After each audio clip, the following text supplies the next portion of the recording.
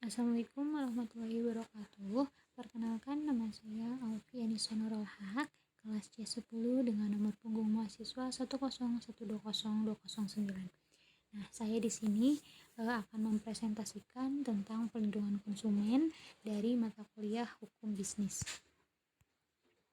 Nah, di sini ada pengertian perlindungan konsumen. Nah, jadi perlindungan konsumen ini upaya untuk melindungi dan memastikan hak-hak konsumen dalam berinteraksi atau menggunakan produk dan jasa. Nah, jadi konsumen ini siapapun yang membeli atau menggunakan barang jasa atau fasilitas yang disediakan oleh pelaku usaha.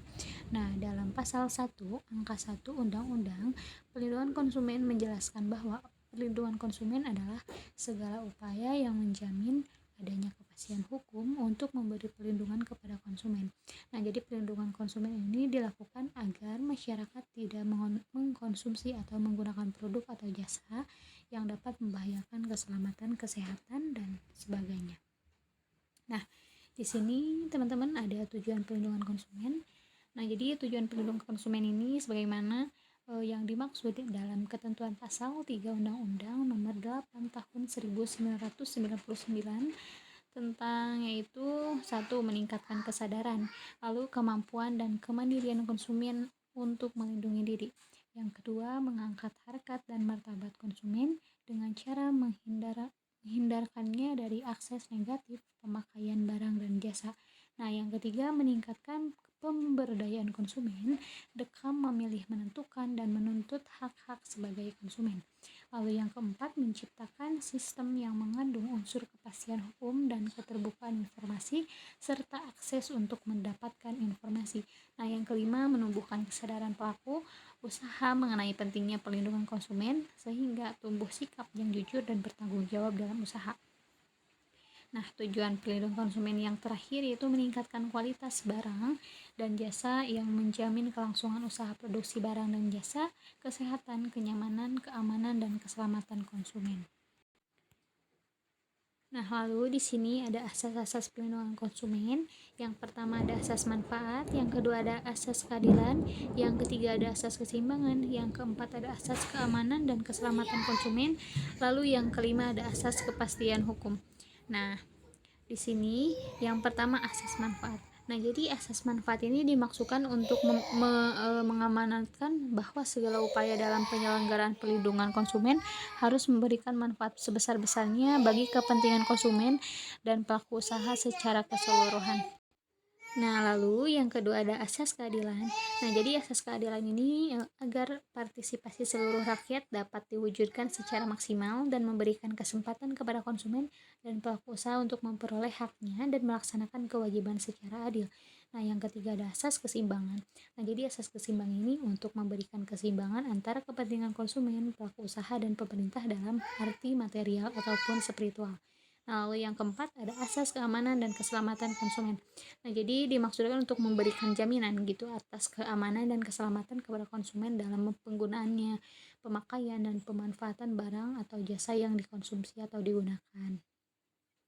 Nah, lalu yang kelima ada asas kepastian hukum. Nah, jadi asas kepastian hukum ini dimaksudkan agar baik pelaku usaha maupun konsumen menaati hukum dan memperoleh keadilan dalam penyelenggaraan perlindungan konsumen serta negara menjamin kepastian hukum. Nah, lalu di sini ada pihak-pihak yang terkait dalam perlindungan konsumen.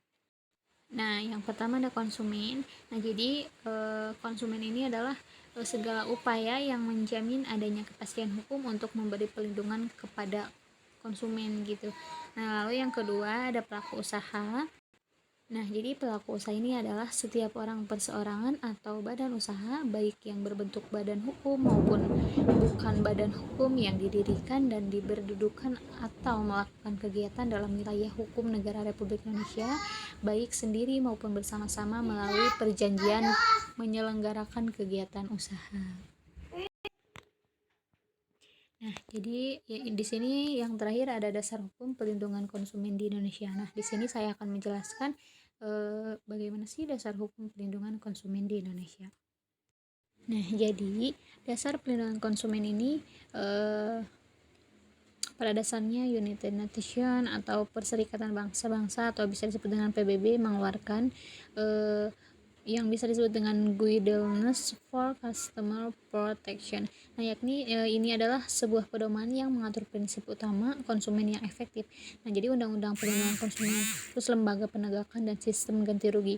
Nah, jadi pedoman ini membantu negara anggota untuk merumuskan dan menegakkan hukum, peraturan dan regulasi domestik dan regional sesuai dengan keadaan ekonomi, sosial dan lingkungan negara tersebut. Nah, jadi negara anggota juga akan membantu mempromosikan kerjasama internasional di sesama negara anggota dan juga berbagi pengalaman dalam hal-hal perlindungan konsumen. Nah, jadi di Indonesia sejak adanya Undang-Undang Perlindungan Konsumen, maka diharapkan upaya perlindungan konsumen yang selama ini dianggap kurang diperhatikan dapat menjadi salah satu prioritas negara. Nah, tujuan pelanggaran ini mengembangkan dan pengaturan perlindungan konsumen yang direncanakan adalah guna meningkatkan martabat dan kesadaran konsumen. Nah, selain itu, secara tidak langsung dapat mendorong rasa tanggung jawab pelaku usaha ketika menyelenggarakan kegiatan usahanya. Nah, jadi kesimpulannya, konsumen seringkali berada dalam posisi yang lemah, sehingga sejak adanya Undang-Undang Perlindungan Konsumen diharapkan upaya perlindungan konsumen yang selama ini dianggap kurang diperhatikan menjadi lebih diperhatikan. Karena itu, pada dasarnya setiap warga negara berhak atas perlindungan hukum, salah satunya perlindungan hukum terhadap konsumen. Nah, negara juga berhak Selain itu, PBB juga telah mengeluarkan pedoman yang mengatur prinsip utama konsumen. Nah, jadi Undang-Undang Perlindungan Konsumen dan membantu negara anggota untuk merumuskan dan menegakkan hukum.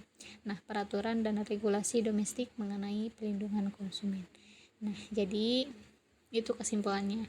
Mungkin terima kasih atas kalian semua yang sudah mendengarkan sepatah dua patah tentang perlindungan konsumen. Semoga ini bisa menambah wawasan untuk yang menonton video ini, dan semoga bisa memenuhi tugas UAS